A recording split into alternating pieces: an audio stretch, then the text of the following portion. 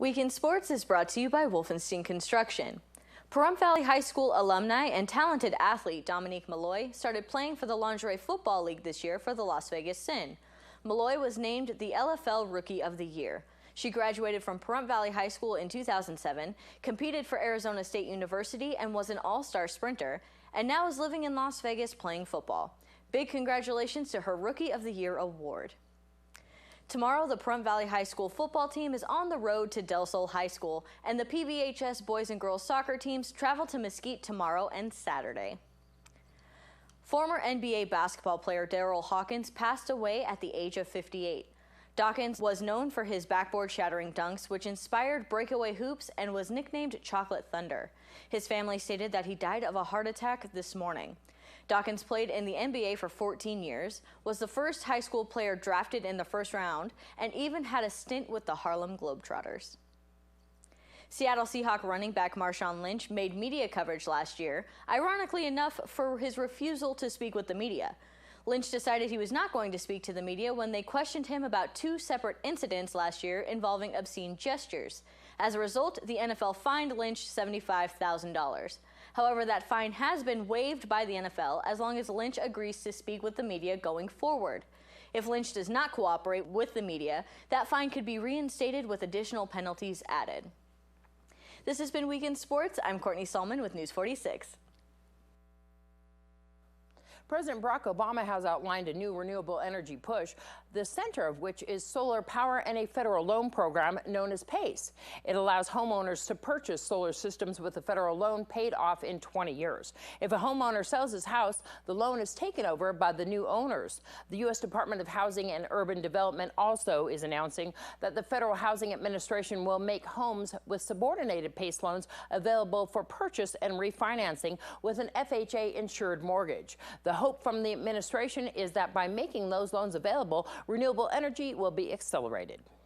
The Nevada Health Co-op, created as part of the Affordable Care Act, is ending operations at the end of the year due to continued high cost. Participants will be covered through the end of 2015, but are asked to choose other insurance providers when an open enrollment period begins in November. The cooperative offered plans both on and off the health exchange that was created as part of President Barack Obama's health overhaul. Officials say it enrolled 14,000 members in 2014.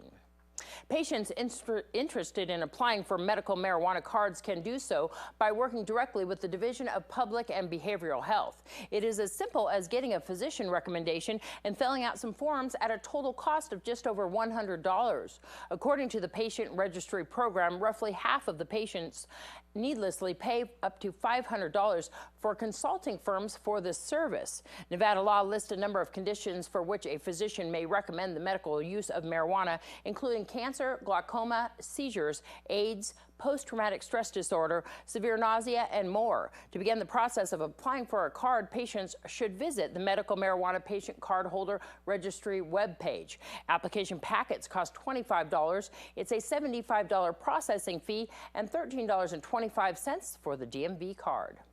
Nevada has been recognized by the federal government as being among the top 8 states in the country for supporting new mothers in reaching their breastfeeding goals. And as a result, the state will receive additional funds to supplement its efforts. The U.S. Department of Agriculture announced this month that the State of Nevada Women, Infants, and Children, or WIC program, was named a 2015 Breastfeeding Performance Bonus awardee. The awards go to the states with the largest increases of exclusive breastfeeding rates, meaning infants receive nothing other than breast milk for the first 6 months of life, according to a 2010 study by Cambridge Health Alliance and Harvard Medical School. If 90% of the families could comply with the medical recommendations to breastfeed exclusively for 6 months, the United States would prevent more than 900 deaths and save $13 billion a year from reduced direct and indirect medical cost and the cost of premature death. I'm Deanna O'Donnell. That's your news across Nevada.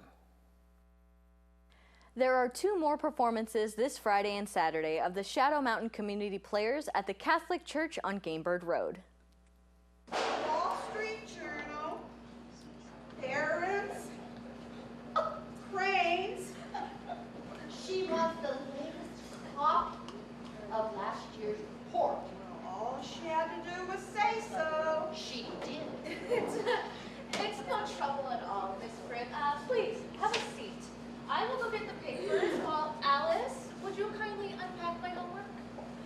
doing our triple header. This is 3 one-act comedies. The 10th also, When Men Play Cards as Women, and the last one is one we've done before called Not My Cup of Tea. All 3 are comedies. What we were watching right now is, I assume, the temp. That's right, that's the 10th. We serve dinner at 6 o'clock here. We'll repeat the same thing next weekend, both Friday and Saturday. So if anybody wants to see the show, which I know everybody does, get your tickets now. This has been a sellout these first 2 nights. It's packed. Yes, it is packed. And they're only going to sell a certain number of seats in there so that everybody has a good seat and there's plenty of food for everybody. So if you come late and expect a seat, it's not going to happen. Friday and Saturday here at the Catholic Church on Game Bird near Pahrump Valley Boulevard. Everybody can come on down. What time do the doors open? Okay, doors open at 6. And dinner served pretty quickly? Dinner served pretty quick after that. Yeah, 6:15, whatnot like that. Can people buy tickets ahead of time, or they have to buy them here? Oh, no, they can buy them ahead of time. They can buy them by giving me a call. We'll reserve them for them. That's 775-727-6145. Wonderful. Come on down. And there's some posters at the library. There's another phone number there on that one, which is one of the nights, and they can use that one. That looks like a lot of fun. Here's an update with RJ Lloyd and Amy Green at Fitness for 10 and Peak Performance. Well, it's gone pretty good. I'm a little over halfway to my goal now. Yeah. It was supposed to be 50 pounds in 6 months, and so far we're a little over 3 months into it, and I'm already down about 35 pounds. So how's the workouts been going? It's getting tougher as we go along, because there was, like I said, a point where I could only do like 2 squats, and I was already out of breath. Now I can do upwards of like 3 sets of 15 or a set of 15 and 2 sets of 20 before I'm really out of breath. How's the diabetes going? My blood sugars have been way down. I actually got a doctor's appointment. I can't wait to see what he says about the A1C tomorrow. Wonderful. How's RJ? When I take a slip, he can be a bit tough on me, but more or less, as long as I stick to my diet, or as close as I can, he's pretty good about it. Hey, she's doing great. You know, within the 3 months' time, I got down to 35 pounds. There's a whole lot of exercise. I would say 2 days a week of exercising, about 30 minutes at a time, and nutritional is what the most important part of it is the nutrition. I'm constantly, whatever goes in her mouth goes on paper. I print it, research it. I tell her exactly what kind of calories she's taking, make sure she stays at her caloric goals, and that's the best thing for her right now. Besides that, she's gaining muscle and feeling better. She's also overcoming a lot of the issues that she was having with diabetes, right? That's right. Her blood sugar's down to normal, staying within between 80 and 100. That's awesome because, just following her diet and exercise, she's doing a great thing. And she also told me the other day that she's actually able to put a pair of jeans on and wear it without them being too tight or not fitting at all. So it's great. When people have those experiences where they get to do things that normal people do and they can't do, that's why I do this kind of work. And when we return, we'll have Noah Began with your weather. News 46 weather is brought to you by your local dairy farmers. Dairy products are very important in maintaining a healthy body. Hello and welcome back to News 46. Today is Thursday, August 27th. Today we had partly cloudy skies and a 20% chance of rain. We had a high of 100 degrees today. That's also your average temperature around this time of year. Winds were coming from the south-southwest today at 6 miles per hour with gusts up to 13 miles per hour. The UV index today was 6, which is high. Humidity was at 19% today. Sunrise was at 6:12 this morning, and the record high back in 2001 was 109 degrees. Well, tonight we'll have clear skies with a low of 73 degrees. Your average temperature around this time of year is 78 degrees. Winds will be coming from the north-northeast at 5 miles per hour with gusts up to 7 miles per hour this evening. Humidity will be at 30%. Sunset will be at 7:21 this evening, and the record low back in 1943 was 60 degrees. Well, tomorrow we'll have mostly sunny skies and a high of 104 degrees and a low of 73 degrees. Winds will be coming from the south-southwest at 8 miles per hour with gusts up to 14 miles per hour. Humidity will be at 21%. Sunrise will be at 6:13 a.m.